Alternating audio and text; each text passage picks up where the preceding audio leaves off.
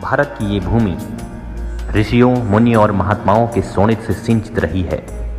ऐसे ही एक महान संत हैं, धर्म चक्रवर्ती तुलसी पीठ के संस्थापक पद्म विभूषण जगत गुरु श्री रामभद्राचार्य जी। ये वही हैं जिन्होंने सुप्रीम कोर्ट में रामलला के पक्ष में वेद पुराणों के आधार पर गवाही दी थी। रामभद्राचार्य जी का नाम बहुत ही आदर के साथ हिंदू संत समाज में लिया जाता है। राम जन्मभूमि के मामले में रामभद्राचार्य जी भगवान श्री राम की ओर से गवाही देते हुए नजर आए।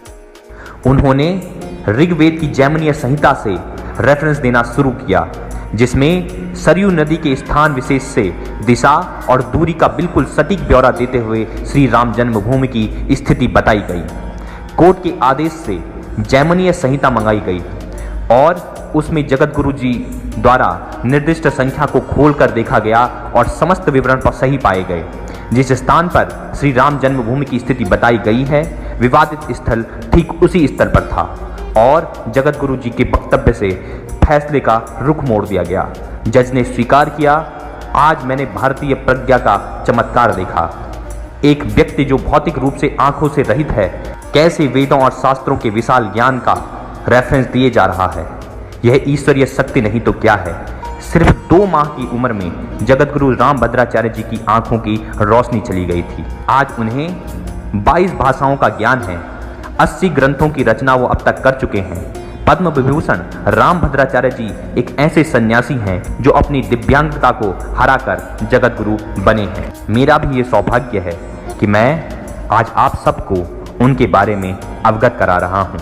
जगत गुरु रामभद्राचार्य जी चित्रकूट में रहते हैं। उनका वास्तविक नाम गिरधर मिश्रा था। उनका जन्म उत्तर प्रदेश के जौनपुर जिले में हुआ था।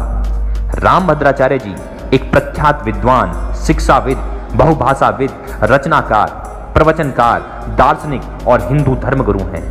वे रामानंद संप्रदाय के वर्तमान 4 जगत गुरु रामानंदाचार्यों में से एक हैं और इस पद पर साल 1988 से वो आरूढ़ हैं। रामभद्राचार्य जी चित्रकूट में स्थित संत तुलसीदास के नाम पर स्थापित तुलसी पीठ नामक धार्मिक और सामाजिक सेवा स्थित जगत गुरु रामभद्राचार्य विकलांग विश्वविद्यालय के संस्थापक हैं और आजीवन कुलाधिपति हैं। जगत गुरु रामभद्राचार्य जब सिर्फ 2 माह के थे तभी उनकी आंखों की रोशनी चली गई थी।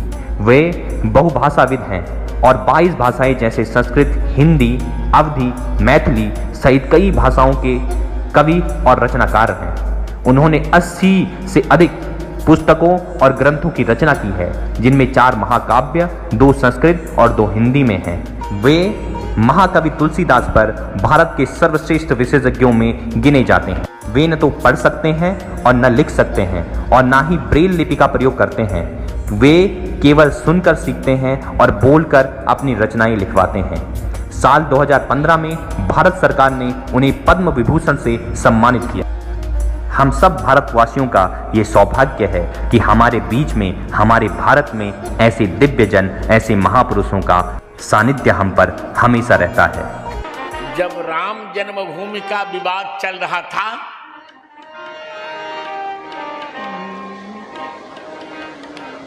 और मुकदमा था, अभियोग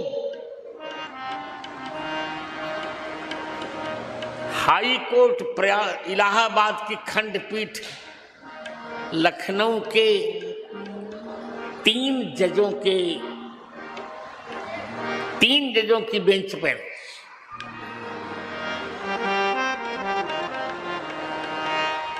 और मुझे शास्त्रीय साक्ष्य देने के लिए बुलाया गया।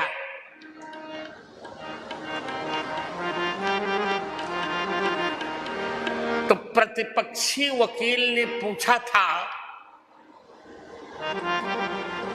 कि राम जी के जन्म का कोई वैदिक प्रमाण है?